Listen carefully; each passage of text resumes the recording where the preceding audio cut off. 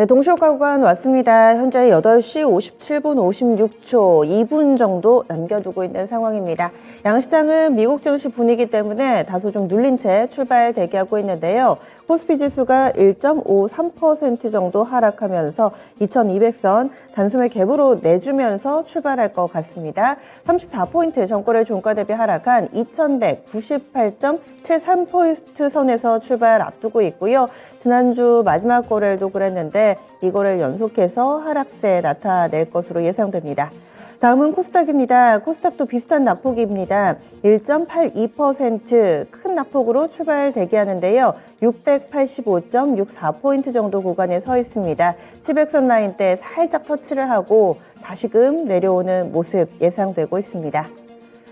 양시장 나란히 1% 중후반대에 개파락으로 출발 예상되는데요. 따라서 하락 출발 앞두고 있는 종목군들이 조금 더 많은 상황입니다. 개별 종목군들만 다소 좀 눈길을 끌고 있고요. 미중 갈등이 다시금 수면 위로 올라오고 있습니다. 우리 쉬는 동안에 나왔던 내용 가운데서는 미국이 중국의 반도체 장비 수출을 사실상 금지하는 내용이 나왔었죠. 그리고 특정 반도체 칩의 수출 규제 역시도 강화를 했습니다. 이와 관련해서 중국 쪽에서도 날선 비난 수위를 높이고 있는 상황인데요.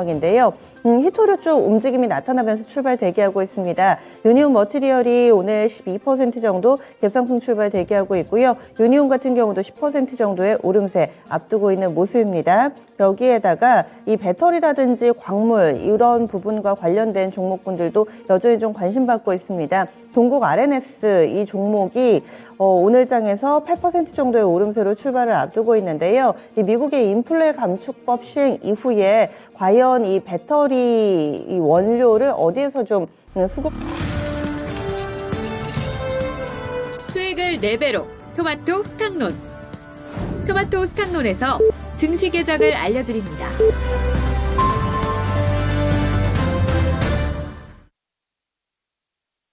10월 11일 화요일입니다. 국내 증시 문이 열렸고요. 이번 한 주 4거래일 정도 진행이 됩니다. 이런 가운데서 오늘 봐야 될 내부적인 이슈는요. 스펙주들이 오늘 공모처액이 좀 많습니다. 이런 부분을 제외하고는 장 마치고 나서 대체로 준비가 되어 있는데 IMF 세계 경제 전망 보고서 나오고요. 그리고 지금 신라젠 상패 여부 오늘 좀 결정이 됩니다. 그동안 좀 전전긍긍하면서 이 디데이를 기다리셨던 분들도 많으실 텐데요. 과연 어떻게 결정이 나올지 이 부분도 보셔야 되겠습니다.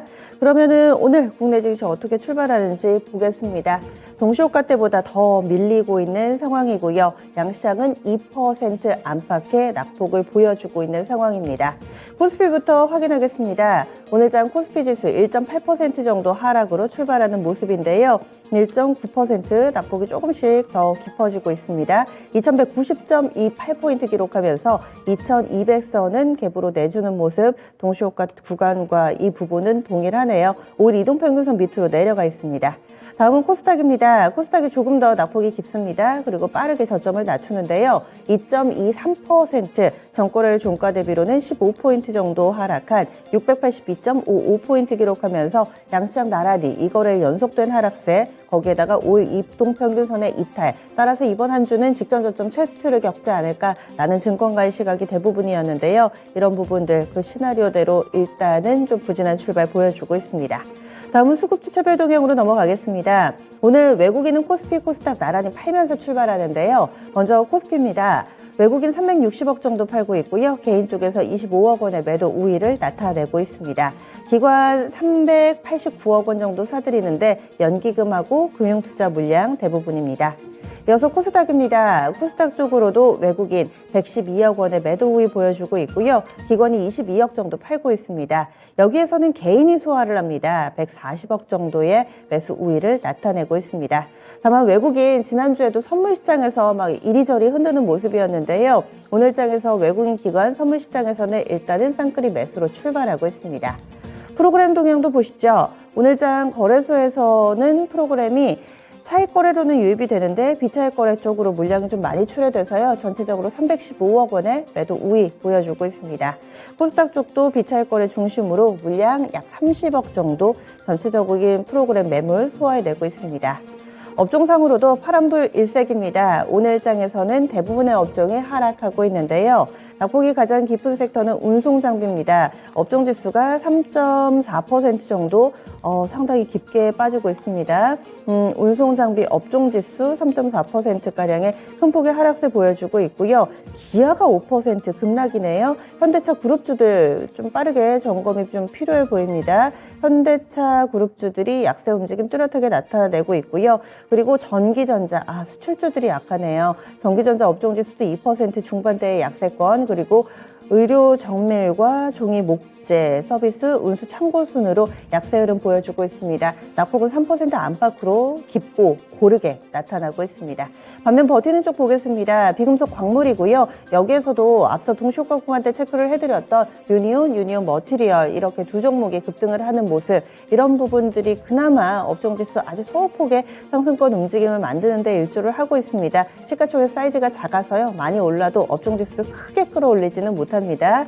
그 밖에 철강금속이나 보험 섹터가 덜 밀린다고는 하는데 그래도 약세 흐름을 면치는 못합니다. 다음은 시가총액 상위 종목으로 넘어가겠습니다. 오늘 시총상위 1위부터 10위까지 대체로 하락하는 상황 속에서 그나마 LG에너지솔루션이 한호가 정도 500원, 1000원 이 부근의 상승 움직임을 유지를 하고 있습니다. 그나마 2차전지가 괜찮고요. 반도체 자동차가 많이 밀립니다. 네, 삼성전자 3%대, SK하이닉스도 3%대 하락하면서 간밤에 미국 증시 전체적으로 하락했지만 필라델피아 반도체 지수가 유난히 더 많이 하락하는 모습이었고요. 미국 쪽에서 중국의 반도체 규제가 들어가게 됩니다. 이런 부분들 물론 마이크론 테크놀로지나 이런 쪽에서 감산을 발표하기는 했지만 과연 이렇게 미중 갈등 사이에서 반도체 섹터 어떻게 좀 자리를 잡게 될 것인가. 여기다가 삼성전자 실적 가이던스가 나왔는데 디데이에는 실적 부진에도 불구하고 별로 안 빠졌었거든요. 오늘장 뒤늦게 반영이 되는 것인지 다시금 우려를 낳고 있는 현재 시세인데요. 현재 삼성전자 0.7% 정도까지 하락하고 있습니다. 현대차 5%대 그리고 기아가 거의 7% 정도 하락하고 있는데 월가에서는 자동차가 이제 공급자 우위 시장에서 수급 사는 쪽의 우위 시장으로 좀 바뀌고 있다. 공급 과잉에 대한 이슈도 조금씩 나오고 있다는 점 좀 체크 필요해 보입니다. 이어서 코스닥입니다. 코스닥은 1위부터 10위까지 일제히 하락하고 있고요. 낙폭은 1에서 4% 고르게 나타나고 있습니다.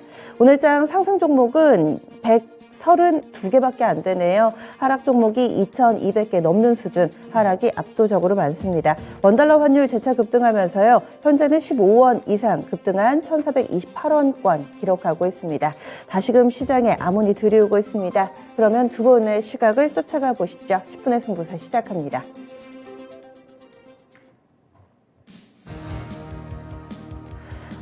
이번 한 주 어렵게 출발하고 있습니다. 두 분 어떤 종목 보고 계실지 최현지 전문가님부터 짚어주세요. 네, 지금 상승하고 있는 종목이 많이 거의 없어가지고 빠지고 있는 종목을 좀 봐야 되는데 역시 삼성전자하고 SK하이닉스 좀 보겠습니다. 지금 중국의 반도체 수출 금지한다는 소식에 미국 시장에서 반도체 주식들이 큰 폭으로 빠졌고 지금 국내 증시가 시장에서 삼성전자, SK하이닉스 거기에 영향을 받는 모습인데 일단 건 바이 건으로 개별적으로 승인을 받아야 된다는 소식이 있어요. 수출을 하려고 하면은.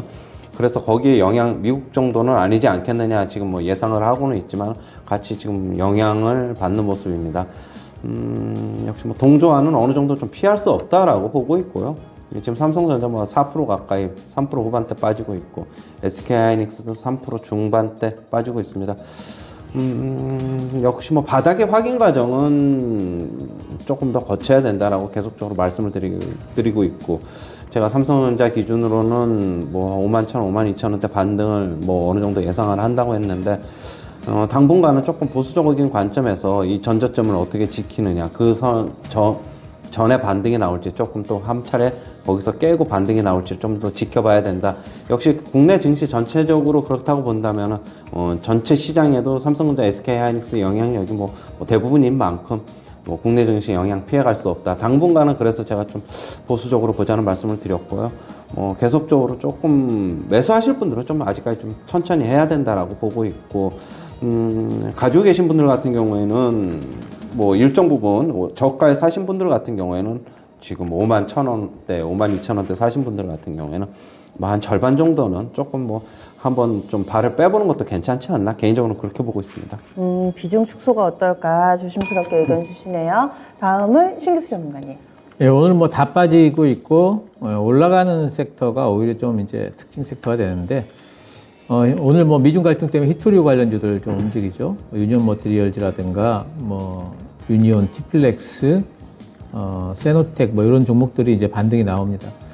지금 이제 반도체도 반도체지만 미국 쪽에서 정부가 로키드 마틴의 항공기를 다시 이제 재매수를 하는데 그동안에 이제 구입을 하려다가 막았어요. 막은 이유가 뭐냐면은 중국산 이제 특수학금이 거의 쓰였기 때문에 구매를 일단 중지를 했다가 어쩔 수 없이 안 쓸 수가 없기 때문에 정부 쪽에서 다시 또 뭐 전투기 구입을 그냥 지속하는 걸로 그렇게 얘기가 됐습니다. 근데 이걸 보면서 이제 중국 쪽에서 나오는 반응이 미국이 역시 취약점이 이제 우리 중국산 히토리구나. 그럼 히토리를 다시 또 뭐 그 공급을 어떤 제어하는 쪽으로 가야 되지 않겠는가 하는 이제 이런 것들이 있다고 그래요. 그런 뉴스들이 나오면서 이제 올라가는 것 같은데 사실 이쪽에 지금 물려 계신 분들 같은 경우에는 이런 뉴스로 단발성으로 봅니다. 올라갈 때는 오히려 좀 매도를 좀 하시면서 탈출 전략을 좀 우선시해야 되지 않을까 뭐 이런 생각이 좀 들고 이런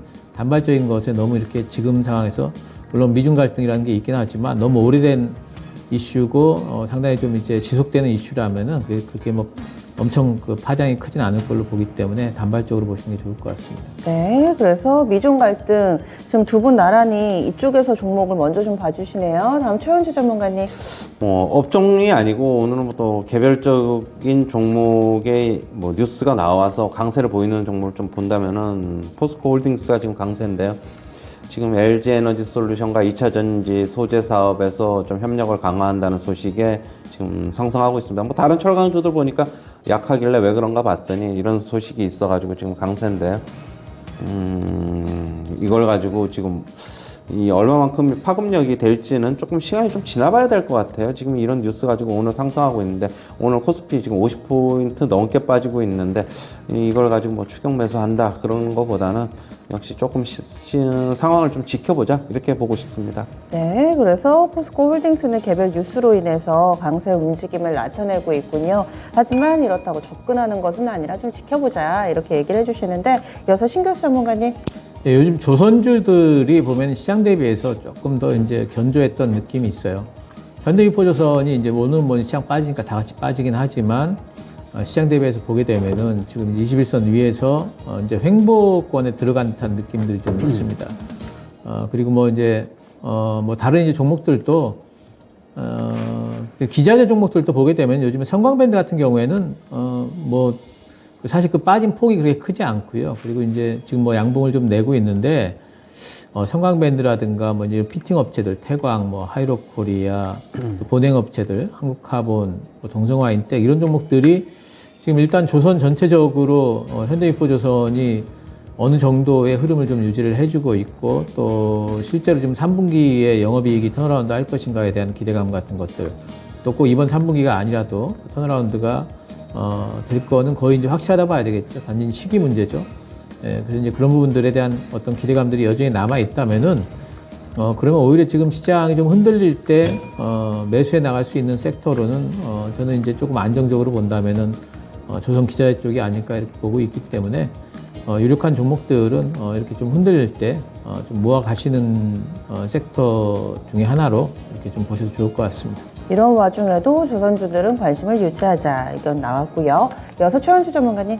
카카오뱅크가 지금 그래도 지금 소폭 플러스인데요. 뭐 주주 환원 정책을 발표한 것에 뭐 지금 영향이 아닌가 그렇게 보고 있고요. 지금 뭐 증권사 리포트는 다들 아시다시피 뭐 16,000원대까지 나온 것으로 알고 있어요. 이제 뭐 솔직한 얘기로 지금 여기서 뭐 팔자는 의견은 솔직히 뭐 개인적으로는 못 드리겠습니다. 지금 너무 많이 내려와가지고 일단은 뭐 어떻게 본다면은 마지막 투매를 좀 유발하는 과정이 아닌가 좀 긍정적으로 해석을 하면 좀 그렇게 보고 싶고요.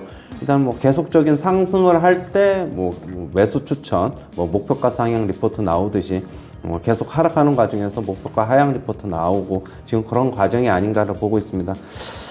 지금 너무 비관론에 휩싸여 있는데 조금 어떻게 카카오 그룹주들 다 마찬가지죠. 카카오뱅크, 카카오페이, 뭐 네이버도 마찬가지고요.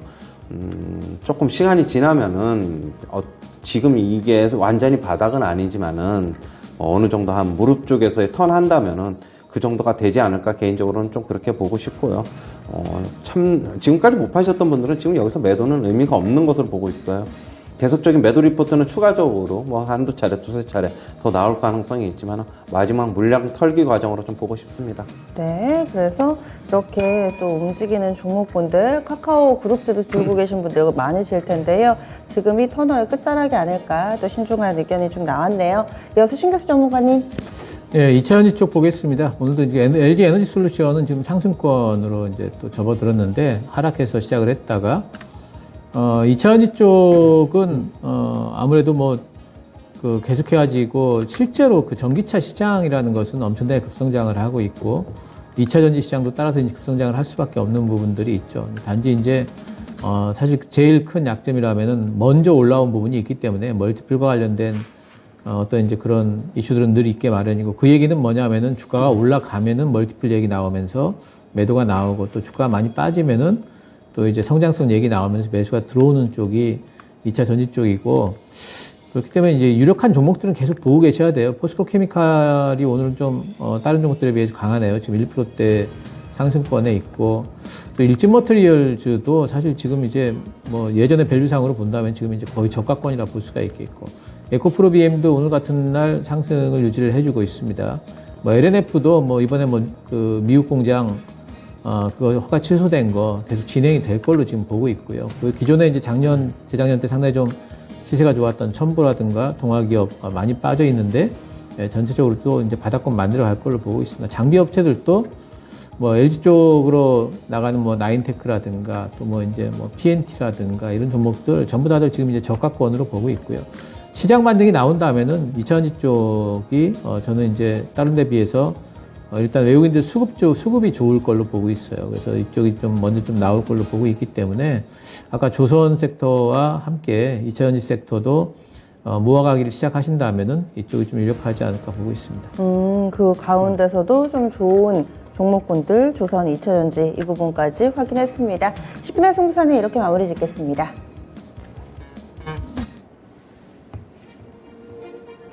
전체적인 틀부터 좀 볼게요. 양시장은 낙폭이 더 커져서 지금은 2%대 고르게, 그리고 코스닥 지수는 한때 3% 정도까지 낙폭 나오기도 했습니다. 원달러 환율은 1,428원이라고 한 10분 전에 말씀드렸던 것 같은데 지금 1,430원대 진입했습니다.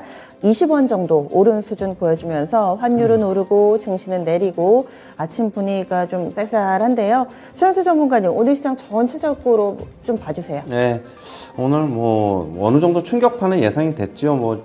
하지만은 미국 증시 이틀간의 하락분보다는 좀 덜 빠지고 있는 상황인데 덜 빠지더라도 뭐 오늘 저는 일단은 관망을 해야 된다라고 보고 있고요.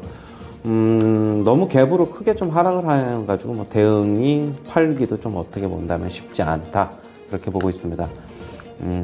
오후장에 조금 낙폭을 혹시 축소하더라도 오늘 매수는 아니다라고 좀 보고 있고요. 한 하루 이틀 정도, 뭐 2, 3일 정도는 좀 더 지켜봐야 된다라고 보고 있습니다. 지금 뭐 미국 증시 오늘은 급하게 안 빠질 걸로 보고 있어요. 그래서 뭐 나스닥 선물도 강한 것으로 지금 보고 있는데 그거에 어느 정도 좀 선 반영이 되는 과정으로 보고 있고 미국 증시 안 빠져서 내일 시초가에 어느 정도 좀 강하다고 보면 오히려 또 프로그램 매도 또 나올 수도 있어요. 그렇게 본다면은 뭐 외인들 같은 경우에 지금 못 팔았던 물량 또 나올 수도 있다고 보고 있고 여전히 뭐 아까도 말씀드렸듯이 옵션 만기 전까지는 계속적으로 변동성이 조금 축소될 수도 있다. 하지만 그 이후에 변동성이 좀 크게 나타날 수도 있다. 그렇게 보는 만큼 시장 뭐 체크하고 확인하고 들어가도 안 늦는다라고 보고 있습니다. 조금 관망해 보시는 게 좀 좋을 것으로 보고 있어요. 네. 그럼 신규수 전문가님도 의견 알려주세요. 예, 마찬가지입니다. 뭐 계속해가지고 관망 의견 드렸고요. 이번 주가 이제 뭐 CPI 시장에서 제일 관심 있는 지표가 발표되는 날이고 국내 증시 같은 경우에는 뭐 만기일도 있고 하기 때문에 여러 가지 뭐 알 수 없는 이제 뭐 여러 가지 이제 작업들이 또 들어올 수도 있기 때문에 그런 변동성에 대해서는 늘 열어놔야 되겠죠. 그래서 하방에 대한 테스트도 분명히 있을 수 있다라고 보기 때문에 지금 뭐 이제 뭐 주중에 뭐 오늘 내일 반등 나올 수도 있고 그렇다 할지라도 또 뭐 CPI 보면서 또 이제 저점을 또 깰 수 있는 가능성이 여전히 있습니다. 확인 후에 뭔가 좀 행동을 하시는 게 좋고요. 지금 여전히 현금 보유 의견 드리도록 하겠습니다. 네.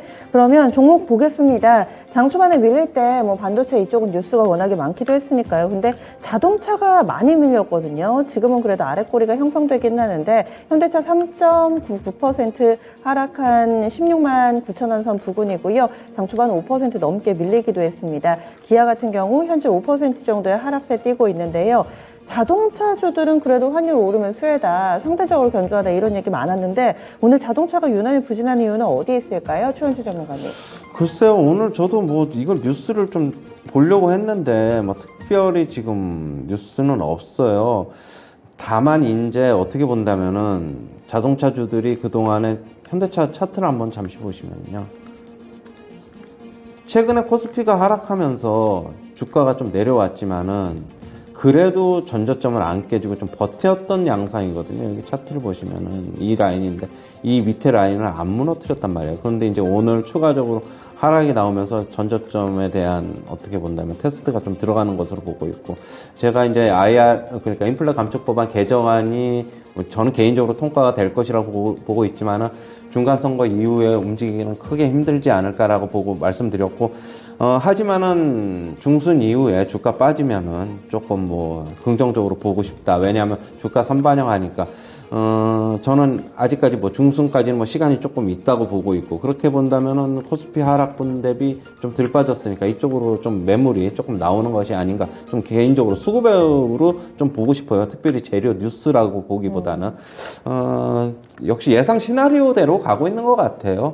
결국에는 자동차 주식을 살려면은 중순 이후에 조금 향후에 이제 주가 움직임을 좋은 쪽으로 예상해서 사보는 거는 괜찮지만은 아직까지는 아닌 것으로 보고 있습니다. 네, 그래서 자동차주들도 큰 악재가 나왔다기보다 시장 분위기 그동안 상대적으로 잘 버텨줬는데 오늘장 분위기가 흐려지면서 전체적으로 더 밀리고 있다, 이렇게 의견 주시네요. 그리고 좋은 쪽도 한번 보겠습니다. 오늘 시장은 2차 전지하고요, 방산, 히토류, 미중 갈등 사이에서 영향받을 수 있는 종목군들, 원자재 이런 종목군들이 상대적인 강세 움직임을 나타내고 있습니다. 방산 섹터 보겠습니다. 현재 빅텍이 4% 정도의 오름세고요. 효니드 2%대, LIG 넥스원이나 하나 에어로스페이스 쪽 상승세 띄고 있습니다.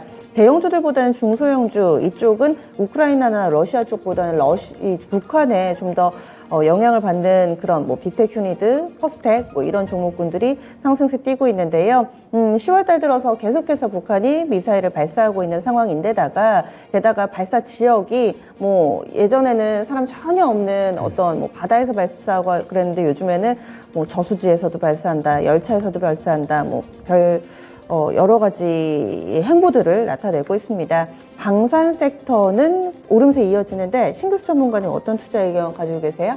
네, 저는 방산 섹터는 이제 뭐 퍼스텍, 빅텍, 스페코는 이제 아무래도 좀 북한 이슈하고 아직까지도 연관이 좀 많이 있는 것 같아요. 근데 이제 사실 그 시세를 보면은 예전에 북한에서 이렇게 미사일 연달아 쏘고 그러면은 아마 상당히 많이 올랐을 텐데 빅텍이 조금 오르긴 했지만 요즘에 예전처럼 그렇게 북한의 어떤 이슈에 연동되는 그런 흐름들은 아닌 것 같아요. 그래서 그런 이슈에 너무 기대시기보다는 이제는 그 방산주 전반적인 어떤 실적에 나오는 수출되는 그런 업체들 위주로 보였으면 좋겠고, 저는 이제 그 방산 4대 업체 보시자리 말씀드려요.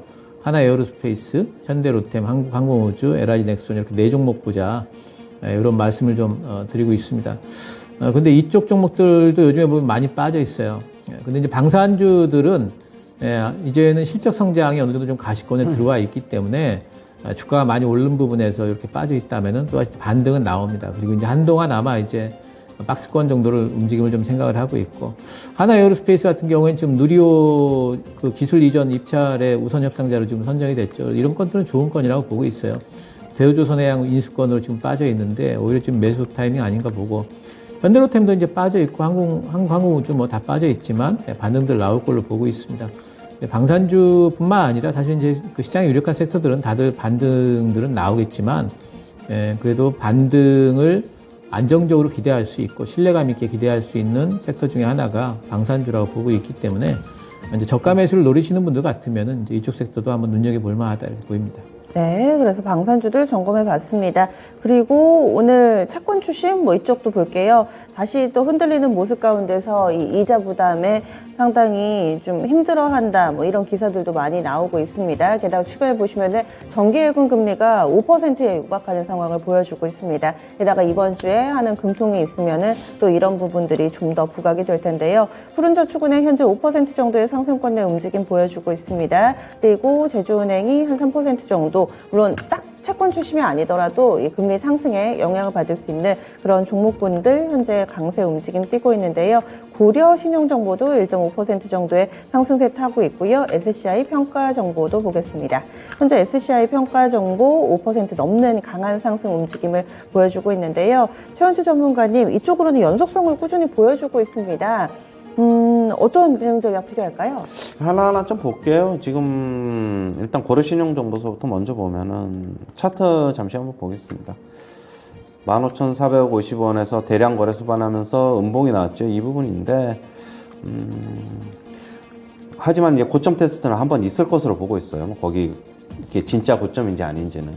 일단 단기적으로는 저는 뭐 일단 5일선, 21선, 11선 뭐 차례차례 뭐 매수를 하시려고 그러면은 그 선에 닿을 때마다 좀 분할 매수 관점은 맞다고 보고 있고, 하지만은 여기에 고점일지 아닐지는 결과적으로 사후적으로나 아니면은 중간 장중에를 좀 봐야 되는데, 일단 목표치는 뭐 15,450원, 15,500원, 15,000원 넘어가면은 일단은 조금 주의를 해봐야 된다. 하지만 저점에서 뭐 잘 매수를 하신 분들 같은 경우에는 고점 테스트 넘고 뭐 고점 넘는다고 하면은 오히려 저는 넘어도 조금 일정 부분 좀 물량을 좀 줄이는 것도 괜찮지 않나, 분할 매도 관점에서 그렇게 보고 있고요. 뭐 고점 넘었다고 해서 또 2만 원 간다 뭐 그런 관점보다는 계속적으로 물량 나올 수 있는 구간이다라고 보고 있습니다. 그렇게 본다면 뭐 SCI 평가 정보도 마찬가지고 푸른저축은행도 비슷합니다. 차트가 비슷하고, 그러니까 지금 시장의 대안이 어떻게 본다면 매수가 좀 이쪽으로 쏠리고 있는 만큼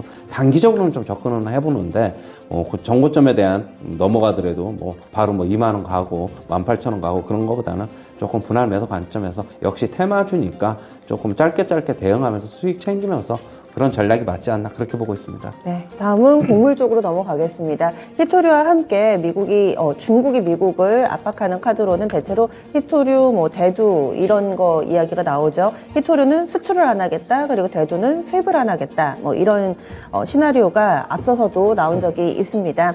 아직까지 카드를 꺼내들진 않았는데요. 샘표 보겠습니다. 현재 강보합권 정도 보여주고 있고, 샘표 식품도 플러스권 움직임 보여주고 있습니다. 샘표 식품 현재 이 종목은 상승 출발했다가 하락 전환인데 약보합권을 많이 빠지지는 않고요. 신송홀딩스 보겠습니다. 신송홀딩스 강보합권 정도 나타내고 있습니다. 그 밖에 곡물 쪽으로도 계속해서 우크라이나와 러시아의 갈등에 또 영향을 받기도 하는데요. 팜스토리 3% 정도의 상승세 보여주고 있고요. 대동도 한 3% 정도, 한인사료 4% 상승권 내 흐름 띄고 있습니다. 곡물주들, 곡물 가격도 계속 오르고 있다는데 어떤 전략 필요할까요, 신기수 전문가님? 예, 이제 고물가 이제 반등이 나오고 있다고 이제 봐야 되는데, 근데 이제 실제로 지금 우리나라 이제 그 테마주들의 움직임을 보게 되면 사료주들도 그렇고 곡물주들도 그렇고, 이제 가령 이제 사료주 중에 이제 대장주로 움직였던 한일사료 같은 경우에 보면은 요즘에 뭐 이제 곡물주 움직이는 거랑 그런 거 비교를 해보면은 사실 반등이 그렇게 시원찮은 반등이 나오고 있어요. 그래서 엄청나게 시원하게 반등은 안 나오고 있고, 이 얘기는 이제 뭔가 좀 이제 그 상방으로 가기에는 경계감들이 있다, 이렇게 좀 봐야 되겠고, 실제로 이제 지난번처럼 시세를 줄 수 있느냐 하는 부분에 대해 가지고 이런 종목들에 투자한 투자들의 어떤 시각이 그렇게 엄청나게 긍정적이지는 않다, 이렇게 봐야 되겠죠. 그래서 지금 부분에서 물론 뭐 이제 뭐 여러 가지 일이 터지면서 상방으로 치고 올라가는 일이 없을 건가, 거기에 대해서 예상할 수는 없어요. 그럴 수도 있겠지만 여기서 그러면 꺾일 건가에 대해서도 반대로 똑같이 예상할 수가 없죠.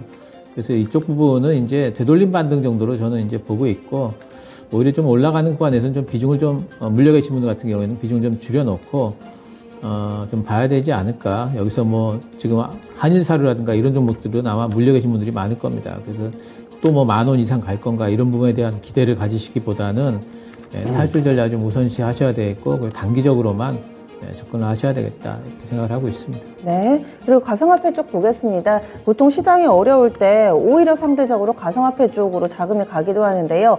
이번 시장 하락기에는 살아남는 자산 시장이 거의 없어 보입니다. 뭐 부동산, 증시, 가상화폐 쪽까지 비트코인이 2만 달러를 이탈하는 모습 보여주고 있고요. 거기다가 악재가 하나 더 겹쳤는데 빗썸 쪽에 압수수색 들어갔다라는 보도까지 전해지고 있습니다. 검찰 쪽에서 비덴트 등 이 빗썸 관계사들 압수수색 들어갔다라는 내용이고요. 여기에 영향을 받는 비덴트, 인바이오젠 이런 종목군들이 현재 약세 움직임 보여주고 있습니다. 버킷 스튜디오도 관련돼서 지분 관계가 있고요. 현재 비덴트가 20% 정도의 약세 흐름 보여주고 있고요.